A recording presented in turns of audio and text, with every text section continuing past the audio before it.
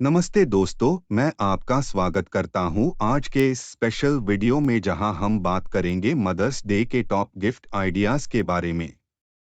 अगर आपको अपनी माँ के लिए एक अच्छा सा गिफ्ट लेना है और कंफ्यूजन में है तो ये वीडियो आपके लिए है। तो चलिए शुरू करते हैं। नंबर 1, एक पर्सोनलाइज्ड फोटो एल्बम। इस गिफ्ट से आप अपनी माँ के लिए एक यादगार एल्बम बना सकते हैं जिसमें आप अपनी फैमिली के फोटोज डाल सकते हैं। इसे आपकी माँ को बहुत खुशी मिलेगी। नंबर 2, एक हैंडमेड कार्ड।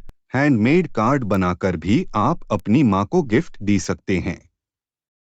इसमें आप अपनी क्रिएटिविटी का उसे कर सकते हैं और अपनी माँ को एक स्पेशल फील करवा सकते हैं।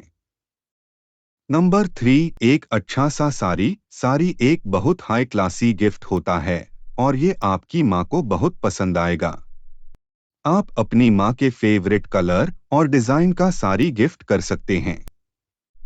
तो ये थे कुछ टॉप गिफ्ट आइडियाज अपनी माँ के लिए मदर्स डे के लिए। अगर आपको ये वीडियो पसंद आया तो लाइक करें और अपने फ्रेंड्स के साथ शेयर करें। और हाँ, अपने माँ को हमेशा प्यार करें और उन्हें एक स्पेशल फील करवाएं।